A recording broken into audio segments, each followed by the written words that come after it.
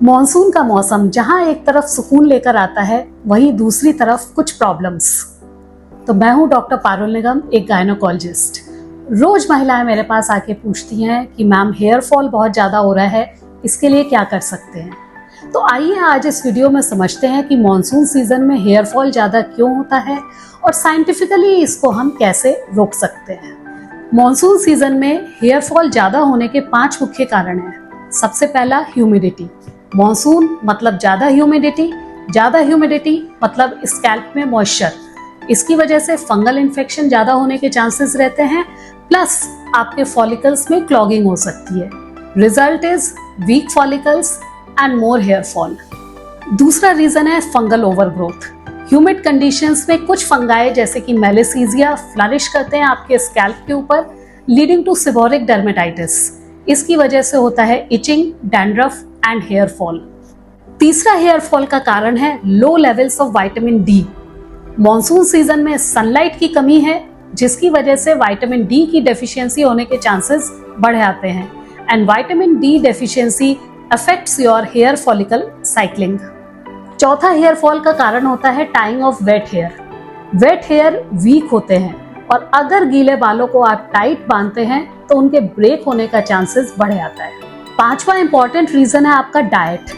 Monsoon season में आप junk food, oily food ज़्यादा खाते हैं, जिसकी वजह से प्रोटीन, आयरन और विटामिन की बॉडी में डेफिशिएंसी हो जाती है और न्यूट्रिशनल डेफिशिएंसी की वजह से हेयर फॉल बढ़ जाता है। बात सिर्फ शैम्पू की नहीं है, एक्चुअली बाल आपके स्ट्रॉन्ग बनते हैं आपके किचन से। तो आइए एक नज़र डालते हैं डाइट पर कि खाने में हमें किन चीज़ों का ज़्यादा इस्तेमाल करना ज़रूरी है। डाइट में आपकी 5 न्यूट्रिएंट्स का होना बहुत इंपॉर्टेंट है। सबसे पहला है प्रोटीन। प्रोटीन आपको मिलेगा दालों में, एग में, फिश में, पनीर में और टोफू में। ये इंपॉर्टेंट है आपके हेयर प्रोटीन केराटिन के प्रोडक्शन के लिए। दूसरा इंपॉर्टेंट न्यूट्रिएंट है आयरन। आयरन आपको मिलता है फ्रूट्स और वेजिटेबल्स में, जैसे कि केला, सेब, अमरूद, पालक, बीटरूट, डेट्स। ये इंपॉर्टेंट है आपका हीमोग्लोबिन बढ़ाने के लिए, और हीमोग्लोबिन बढ़ने से ऑक्सीजन कैरिंग कैपेसिटी बढ़ती है।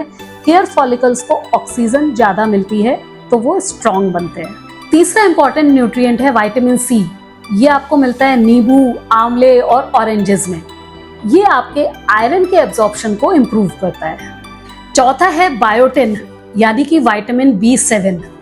ये आपके केराटिन प्रोडक्शन के लिए बहुत इंपॉर्टेंट है और ये आपको मिलता है मशरूम्स में और पंपकिन सीड्स में। फिफ्थ इंपॉर्टेंट न्यूट्रिएंट है ओमेगा 3 फैटी एसिड्स। ये आपको मिलते हैं फ्लैक्स सीड्स यानी कि अलसी और वॉलनट यानी कि अखरोट में। ये बॉडी में इन्फ्लेमेशन को कम करते हैं। तो अपनी डाइट में डेली 2 चम्मच मिक्स सीड्स, थोड़े से नट्स और हर मील के साथ 1 सर्विंग प्रोटीन का जरूर लें। अब बात करते हैं कुछ इंपॉर्टेंट सप्लीमेंट्स के बारे में। सबसे पहला है बायोटिन यानी कि विटामिन B7। इसका रिक्वायर्ड डोज है 2.5 milligram to 5 milligram per day. इसको लेने का एडवांटेज तभी है जब बॉडी में बायोटिन की डेफिशिएंसी हो बनते हैं। दूसरा इंपॉर्टेंट सप्लीमेंट है आयरन और विटामिन सी का combo. Iron 50 to 100 milligram per day and vitamin C 500 milligram per day. इसको लेने का फायदा तब है जब आपका सीरम फेरेटिन लेवल जो है वो 30 नैनोग्राम पर ml से कम हो। तीसरा है विटामिन डी सप्लीमेंटेशन। स्टडीज बताते हैं कि 91% ऑफ द वुमेन जिनमें हेयर फॉल ज्यादा होता है, उनमें विटामिन डी की डेफिशिएंसी होती है। तो ये आप डेली ले सकते हैं 1000 इंटरनेशनल यूनिट पर डे के हिसाब से, या 60,000 इंटरनेशनल यूनिट्स एवरी वीक और एवरी 15 डेज, जैसा कि आपका डॉक्टर आपको सजेस्ट करे। एंड फाइनली आप ले सकते हैं कोलेजन सप्लीमेंट्स। डोज है 5 टू 10 ग्राम पर डे। ये आपका हेयर शाफ्ट को स्ट्रॉन्ग बनाते हैं। डाइट और न्यूट्रिशन के अलावा जरूरी है proper scalp care. Daily 15 to 20 minutes तक लाइट मसाज करें अपने स्कैल्प की।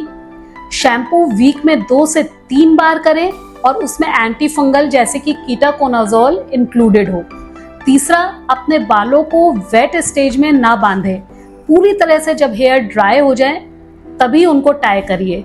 एंड फाइनली वीक में 1 बार नीम या एलोवेरा हेयर मास्क यूज करिए। अवॉइड क्या करना है, बहुत ज्यादा हेयर ऑयल का यूज मत करिए, इससे पोर्स ब्लॉक हो जाते हैं।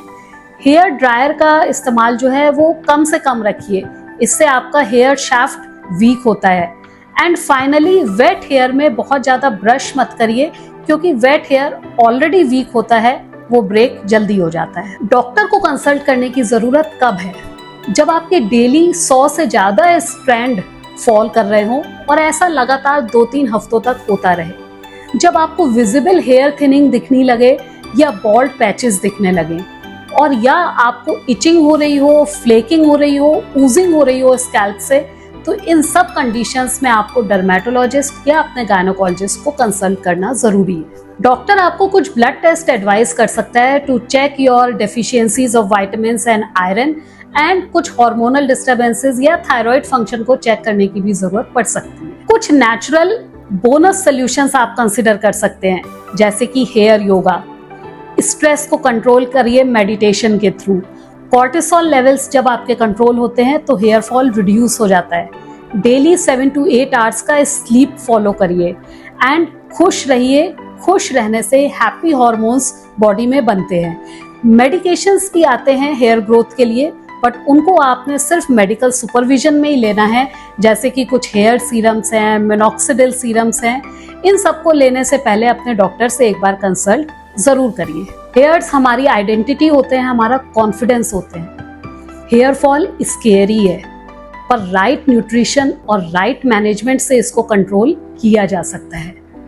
आज का ये वीडियो अगर आपको पसंद आया हो तो इसे शेयर करें हर उस महिला के साथ जो ये प्रॉब्लम फेस कर रही हैं। अगले वीडियो में फिर मिलेंगे ऐसे ही कुछ इंपॉर्टेंट जानकारी के साथ।